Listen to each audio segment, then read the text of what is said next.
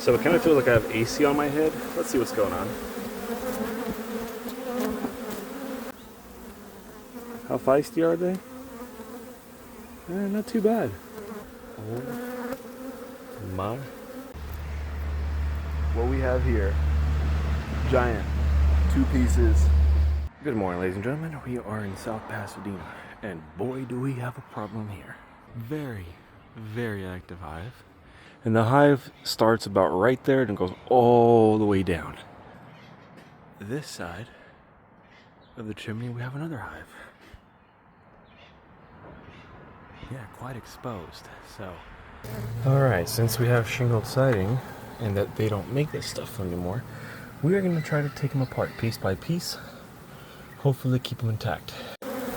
Here's what we got. Sheet of plywood, and right behind that plywood is a hive. So, alright, you ready or not? Here I come. Wow. Okay, so they're mostly up there. Cool. I'm confused. There's gotta be more, right? Unless it's literally directly behind the chimney, which I hope is not the case. Okay, well, that's a very old hive, for one. Like I said, it ain't that big as I expected it to be. But, very old indeed, though. We got some work here. Let's get them out of here. Wait, am I... Hold on. That can't be good. Oh, no. There's a hive back there.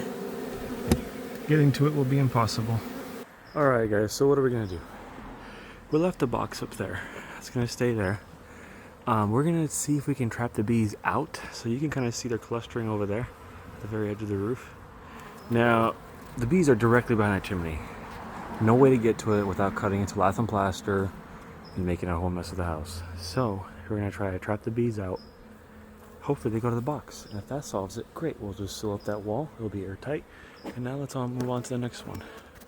Talk about the perfect little ledge right here against the pole. And there's the hive. How feisty are they? Not too bad. This is a beautiful hive. Let's hope it doesn't fall. Oh my goodness. Voila. This is how I am. Risking neck and all for you guys. This box better stay right there and not go anywhere. I want all the brood in the box. The other piece will remove, the smaller one with the honey. The bees will gather in the box. If I don't get stung, I feel like I might. Woo, they are not happy campers. Definitely not happy. Let's give them a little bit of a pepper. Just a little spice. Currently some spice in your life. Because they're begging for it. So, the bees will go in there. That box will stay right there. And then we'll be back to pick them up. So we're going to do a final cleanup here real quick. Make sure all the bees are off before we do that. So it kind of feels like I have AC on my head. Let's see what's going on. Oh boy. A whole collection up here.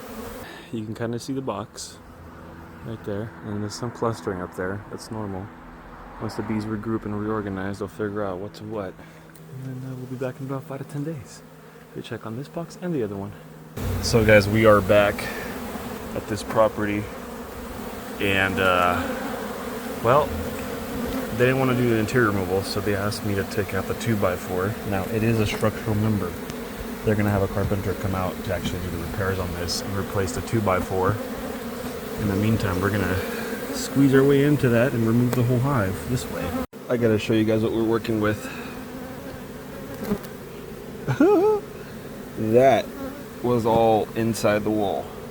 There's another piece right there. We're gonna go ahead and put this in the box. So obviously this hive has been here sometime, and it looks like it goes all the way to the end there. Lucky for me, I can actually reach all the way in there. All right, ladies and gentlemen, what we have here Giant. 2 pieces. 2 separate pieces, guys. Let's box it all up.